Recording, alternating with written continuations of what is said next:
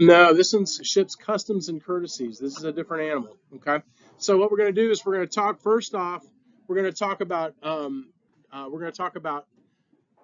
other combatants, non-combatants, and then ship's customs and courtesies. So because there are certain things you remember I guess there was I'm trying to think if there was a test that you guys took. No, it was the questions. And the questions, how do you board a ship? Besides just walking across the brow, you walk up the brow about halfway, you face the aft of the ship, you salute the national ensign, which is also called the flag, and then you go to the top of the brow, and then you salute the officer, either the officer of the deck or the petty officer of the watch, and then you request permission to come aboard, and then they let you come aboard. So, all right, we're going to identify the ships of the Navy and understand how they fulfill the Navy mission. We're going to list types of Navy ships, and then we're going to describe shipboard customs and courtesies. 2 to 3 functions that support war operations at sea that are not directly related to combat. One of the things we talked about was humanitarian aid. Is that correct? Yeah, humanitarian. So humanitarian aid, they say, is strictly non-political, which is hogwash. Anything we do is political. Anything we do is political. And whether it's we're trying to schmooze up to the rest of the nations of the world, or we're trying to show our might, or show the wealth of America, or whatever, American exceptionalism, which I'm okay with, but the point is that humanitarian missions are political in addition to helping other people. So, all right, how interested are you in learning about naval ships? I'm curious, so please answer this question, everybody. 6, 7, 8, 9, 10, 11, 12, 13, 14, 15, 16. You've got 16 clickers.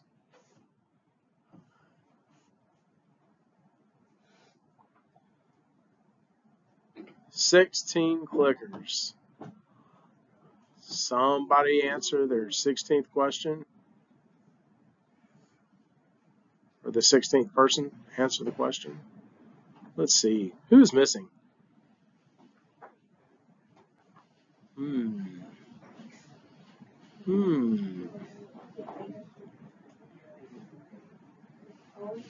Did you answer? You did? Did you grab your correct clicker? All right. Well, anyway. All right. I'm going to move along. So the answers. Let's see. Okay. Oh, we've got a few of you very high. Some high. So about 11 of you are pretty interested in it. So, all right. The commanding officer of a ship is always called the...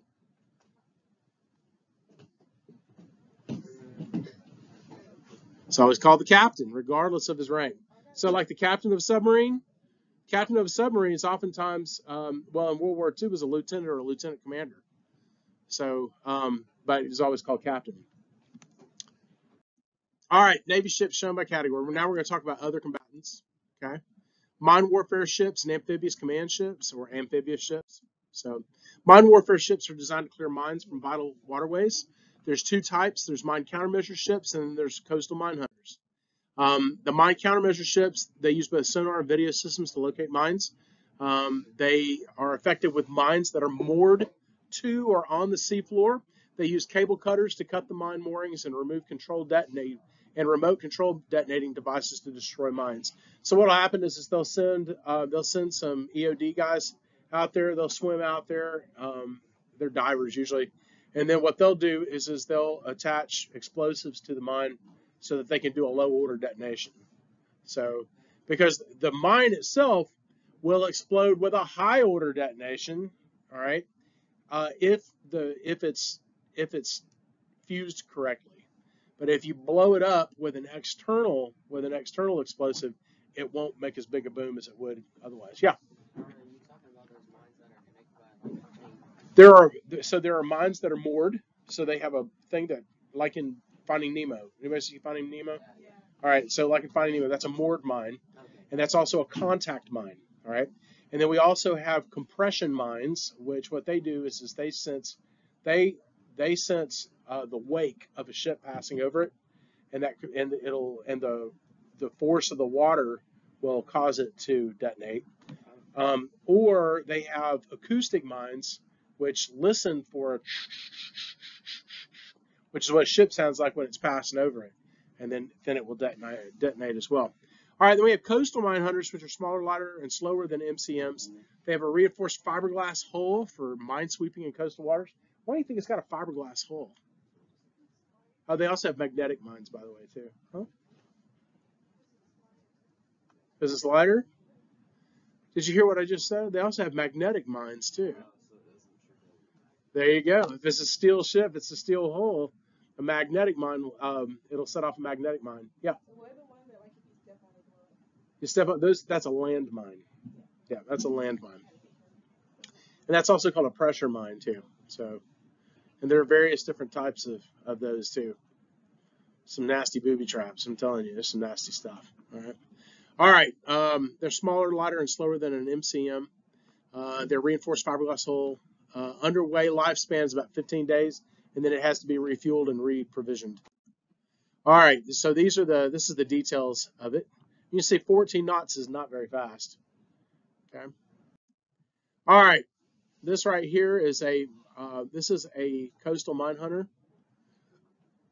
The last one was the mine countermeasures. So, all right. Other combatants, amphibious. So these carry Marines. It's an attack by naval forces and combat troops launched from the sea. Amphibious ships transport the troops and their weapons and supplies to hostile shores. Yep. And they are big. They're really big, and they carry all kinds of really cool armament, and weapons and vehicles and all kinds of stuff. So, oh gosh, yes. Oh yeah. There's a doggone LCAC is bigger than this room.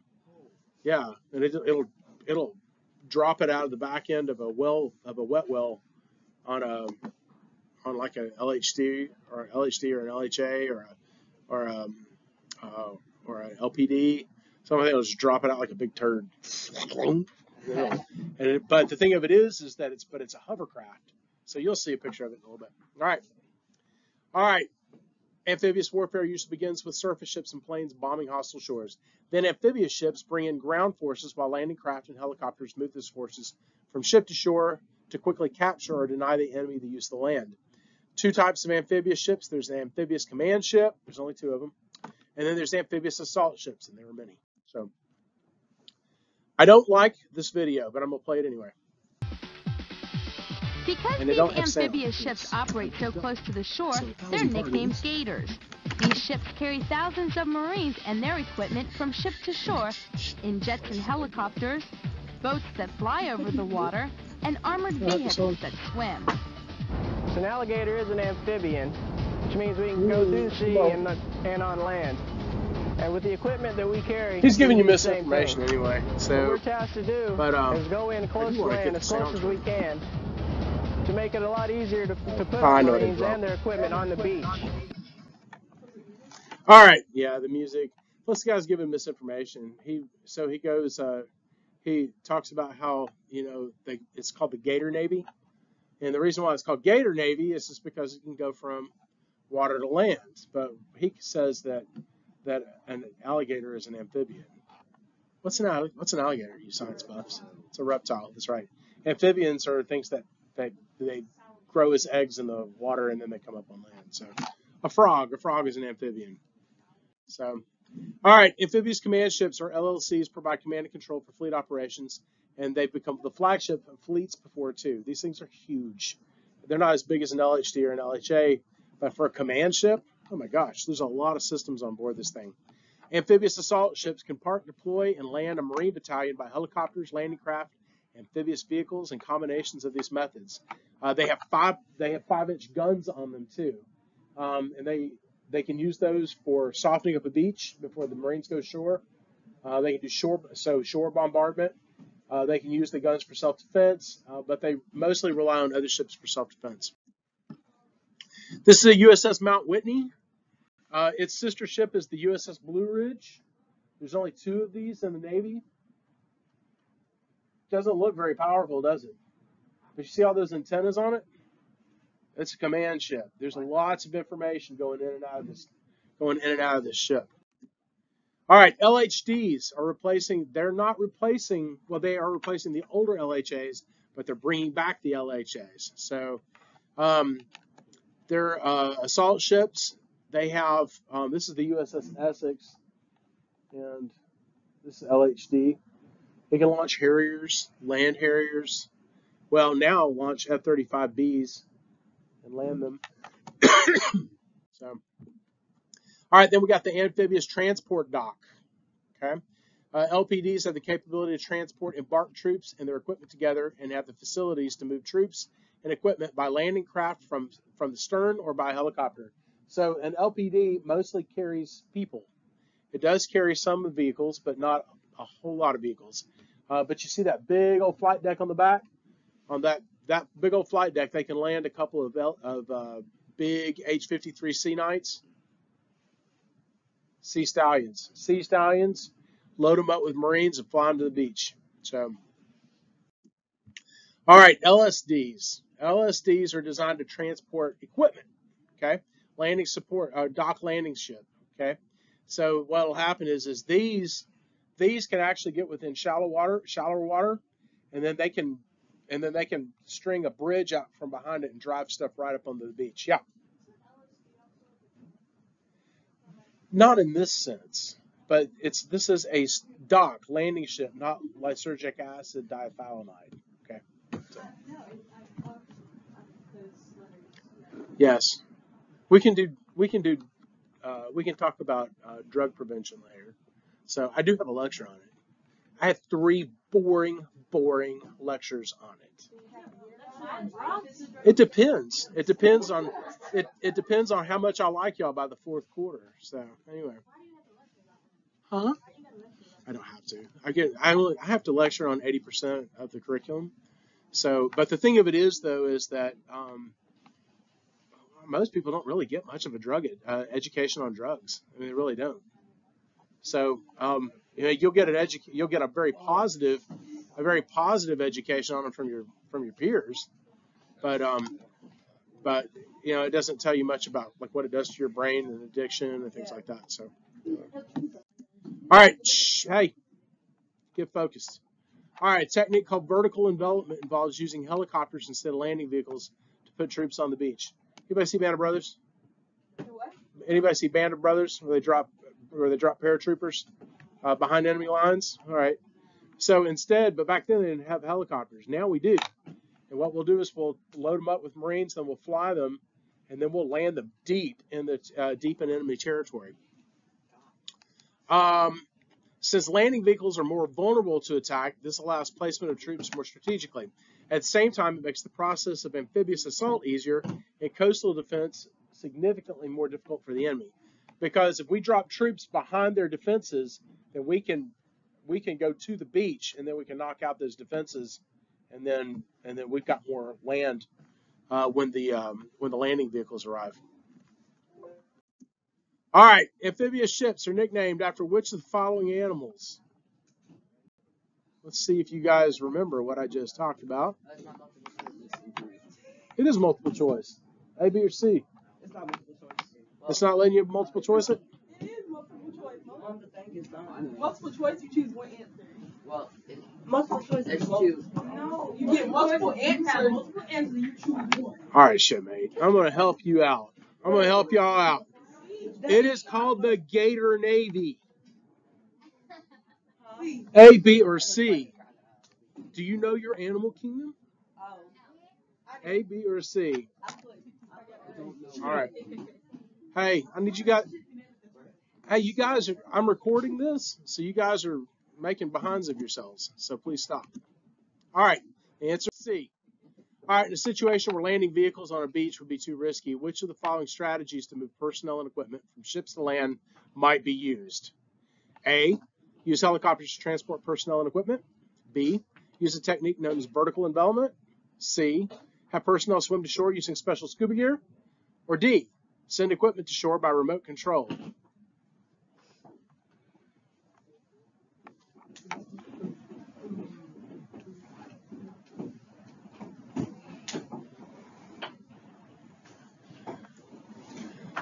All right, I think the answer to this is A and B, but if recon goes in first, they go in by scuba. So,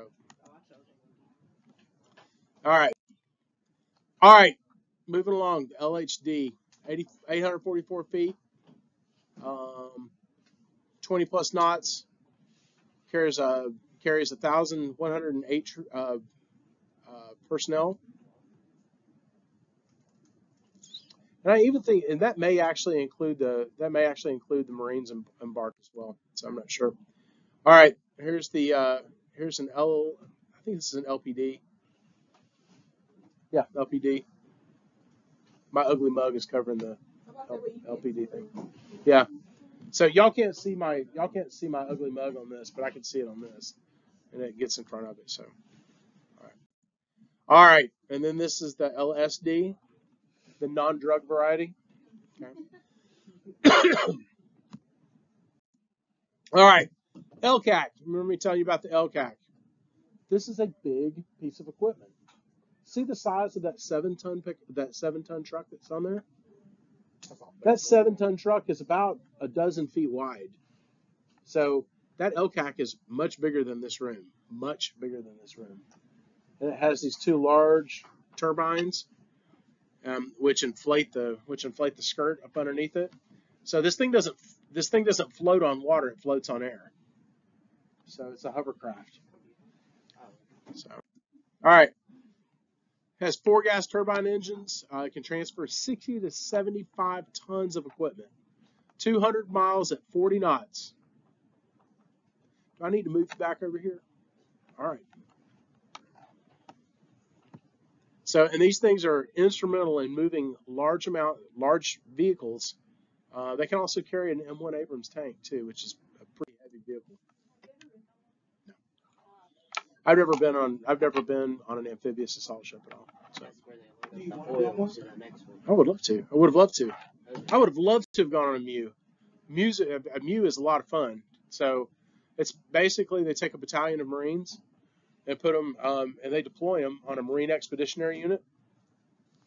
So, anyway. But they deploy at sea, and so they're kind of the world's police force is the MEU. All right, today's fleet's highly mobile and can respond to an area of conflict quickly. Its ships cannot, however, remain on station indefinitely and rely on auxiliary ships for replenishment at sea. So now we're talking about auxiliary ships. So replenishment at sea, also known as underway replenishment, for short we call it UNREP.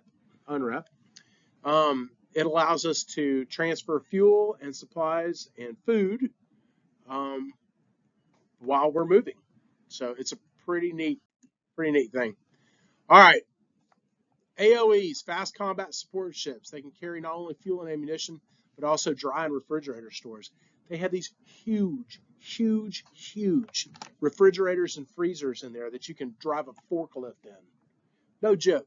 They drive a forklift in there, and then they'll hook up these pallets of food, and then they'll bring them out, and they'll use an elevator to bring them up to the deck, and then they'll hook them up to these large towers that have winches across them, and then they'll send them on. And then also too, they'll take these pallets and they'll put them on their flight deck, and helicopters will come, and then they'll pick them up and take them to the other ship to be supplied as well. And the helicopter is called VERTREP, as in vertical replenishment. So we have UNREP and we have VERTREP. And VERTREP is helicopters. UNREP is just ship-to-ship transfer of supplies. Though large and powerful, they move fast enough to keep up with a battle group for extended periods, and they do.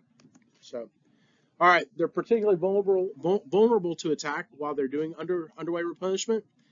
So it's important that the process happens as quickly as possible. And then if we do come under attack, there's a thing we call emergency breakaway. And then they'll blow this whistle, and then and this horn, they'll go burp, burp, burp.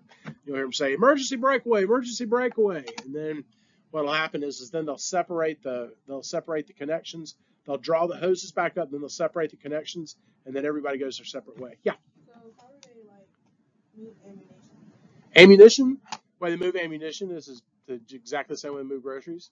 So they'll I'll see if I can find if there's another picture here in a little bit. I'll show you what it looks like. So all right, Carl Vinson. So you see, I don't have a laser pointer. I don't think this will work. Yeah. No. Can you see my little cat chaser? All right, you see these? These are pallets right here. And then this is actually attached to, there's a line that runs down here from a tower. This right here is the tower. And it runs along all the way over to the hangar bay of the Carl Vinson. And then what will happen is this tower right here, it has a winch that will lower down, and then they'll hook up the pallet to it, and they'll go, and they'll raise it up. And once it gets to the top, then they start moving it. It's weird because as soon as it comes up, then it just goes. It's kind of silent sounding, but it just, and then it heads out over the water. And then when it gets into the hangar bay of the Carl Vinson, there's one of these cranes as well on the Carl Vinson. And once it reaches, then it'll lower and they'll bring it down to the deck, and then they'll disconnect it, and a forklift will grab it and then take it and stick it in the refrigerator. Big refrigerator. Actually, they take them to an elevator, and that elevator actually drops down into the refrigerator, and then they've got the pallet jacks and that kind of stuff to move the groceries around. It's amazing. It's really amazing. So Camden's the AOE, Carl Vinson CVN-70, ship-to-ship transfer. All right, Auxiliary Fast Combat Support Ship is the Navy's largest combat logistics ship. It has the speed and armaments to keep up with carrier strike group. And these things are massive. They carry a lot of groceries and ammunition and everything else. Yeah. Oh, carriers are much bigger. Carriers are the biggest ships we have. Yep, it's a big ship. But I don't know if you can see these things right here on the side. These are the cranes I was talking about.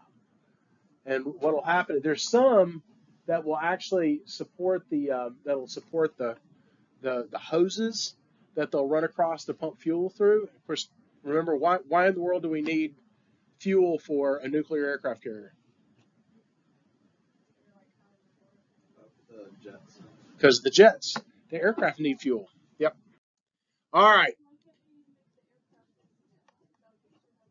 Huh? Yeah, it would be. Yeah, nuclear just wouldn't work because it's got to produce steam and all kinds of stuff. So, all right, rescue and salvage ships, the ARSs. These things carry divers, Navy divers, and anyway, they go and retrieve stuff that crashed and sank. Santez, wake up. Santez, wake up. Santez, wake up. Keep your eyes open. All right. Let's talk about customs and courtesies here. We're moving along. Customs are behaviors performed for so long that they have become common practice. That's the Navy. We are old. Courtesies are expressions of consideration or respect for others, either by word or action. Be like, sir and ma'am to officers, yes, chief, no chief, that type of stuff. Aboard ship, sailors salute the CO or visiting officer senior to the CO on every meeting. And they salute all other officers only at the first meeting of the day. Now, when we're underway, we don't wear hats. We don't wear covers when we're underway, except Santez, wake up or stand up. Okay. I don't care. Your eyes need to be open. Congratulations. This is your name is now on YouTube. All right. So do the right thing so it won't be on there anymore. So the thing of it is if you got the CO or dignitaries, they get saluted, but usually when they come aboard, when they go on the bridge of the ship, they go on the bridge of the ship. Everybody's got a cover on. So, but normally when we're underway, nobody wears a cover anywhere else but the bridge. Or if you're in what we call officers' country, then you'll put a cover on for that. All right, side boys, side honors. In this special ceremony, officials or officers boarding and leaving the ship are saluted by a group of sailors called side boys, which may be male or female sailors, not soldiers. I don't know why some moron put this in our PowerPoint. It doesn't make a lick of sense. Mr. Moore and I were talking about today how old these things are and what we need to do to get them all fixed, but I don't know. We'll see. It's above my pay grade. All right. In this ceremony, 4 to 8 sailors line up, and you'll see this too at our AMI inspection. They'll blow a pipe, and when they blow the pipe, everybody salutes. The dignitary walks down the side boys, returning the salute, And then at the end of the pipe, then what will happen is they'll all lower their salute, and they'll say so and so arriving. When the sound of the bosun's pipe, the side boys will begin to salute on the first note of the pipe and finish it together on the last note. So the bosun's mate of the watch is the one who does the piping. All right, what acronym is used for rescue and salvage ships? RSS, ARS, RAS, or none of the above?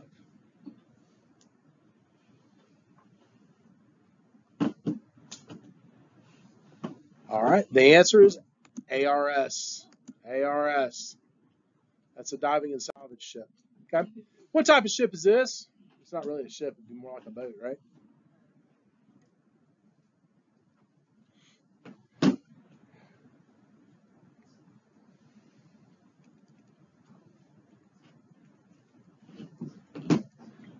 Answer is LCAC.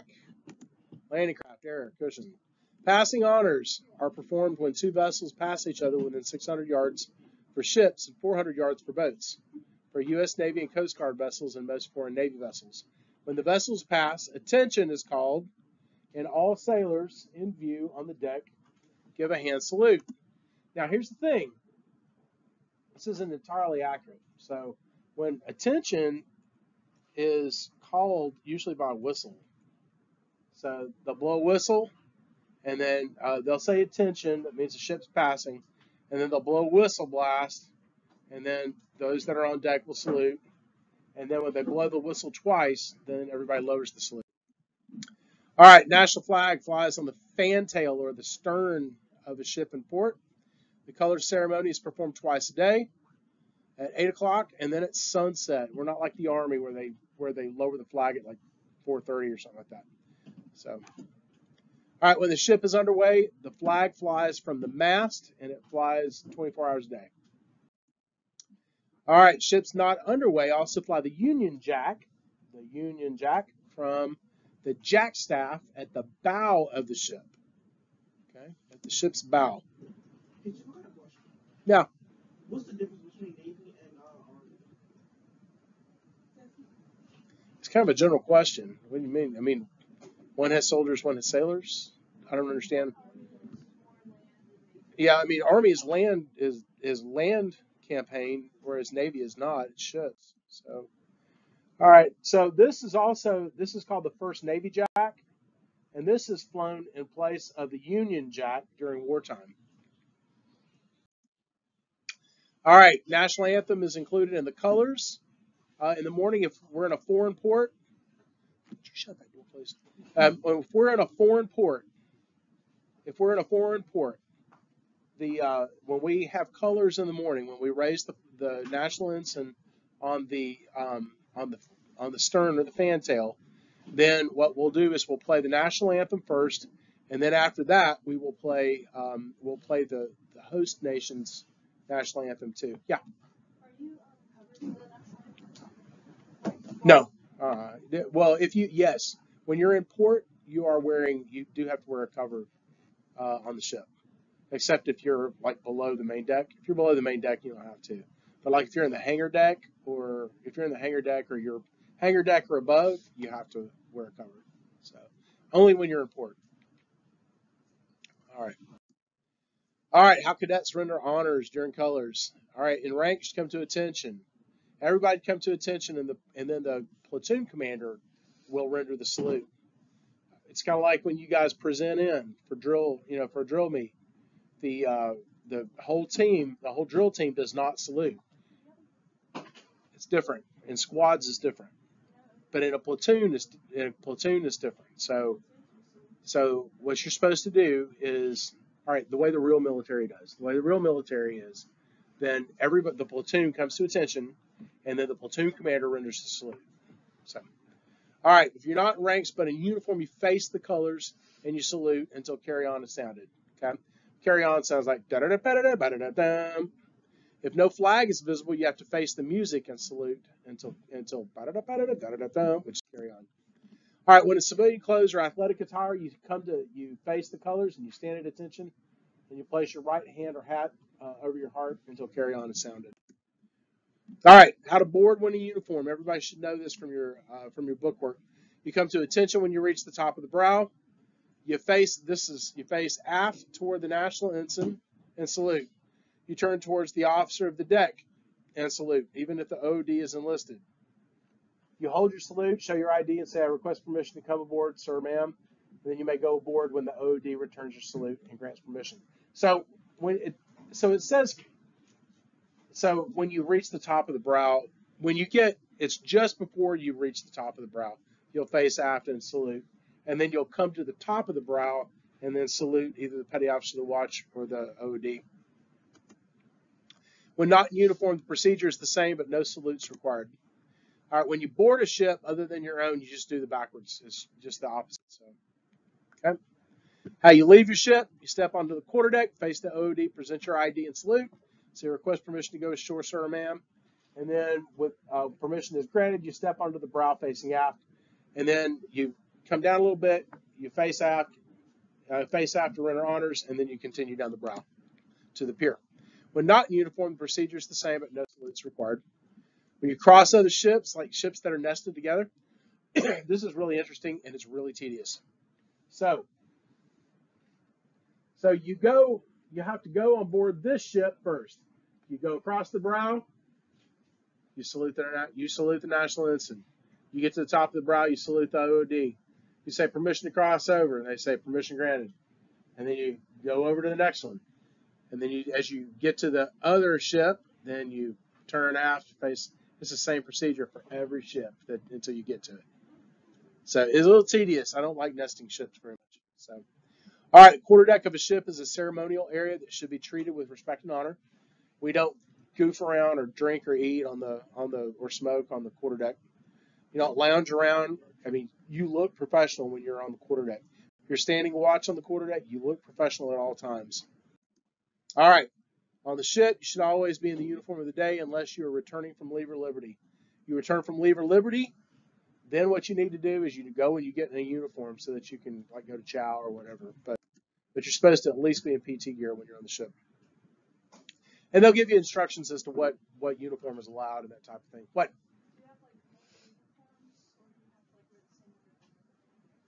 You have multiples. Yeah, you have multiples. Yeah. Multiple uniforms. You don't wear the same uniform every day. All right, when moving through passageways, step aside to allow seniors to pass first. It's customary to call out gangway to inform juniors to make way for seniors to pass. Gangway is typically for officers. Make a hole is for enlisted. Commanding officer of a ship is always called captain, regardless of his rank or her rank. All right, national military strategies. Peaceful engagement, deterrence, conflict prevention, fight and win wars. The U.S. Navy seeks to fulfill its mission through strategic deterrence, sea control, projection of power ashore, and naval presence. The Navy operates a wide range of ships to accomplish its mission.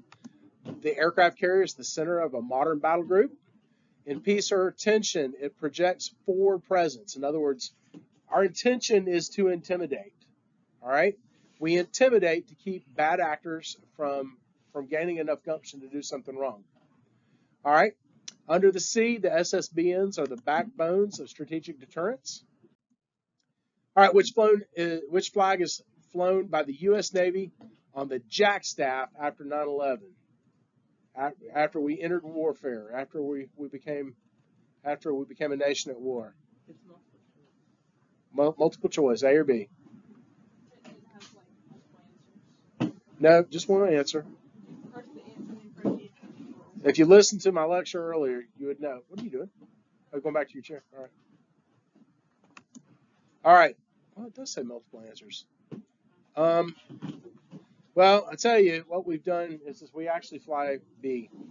Even on the USS Constitution, which never goes to war. We always fly B when we're at war. All right, following steps in the correct order, how to leave a ship when in uniform. All right, as you're leaving, you step onto the quarterdeck. You face the OD, present your ID, and salute. When permission is given, you step onto the brow, facing aft. You face the OD, present your ID, and salute. Say, I request permission to go ashore, sir or ma'am. When permission is given, you step onto the bow, or onto the brow, not the bow, the brow facing aft, and then you salute the ensign if it is flying, and then continue to the pier. All right, we've already done this. So, anybody got any questions? All righty.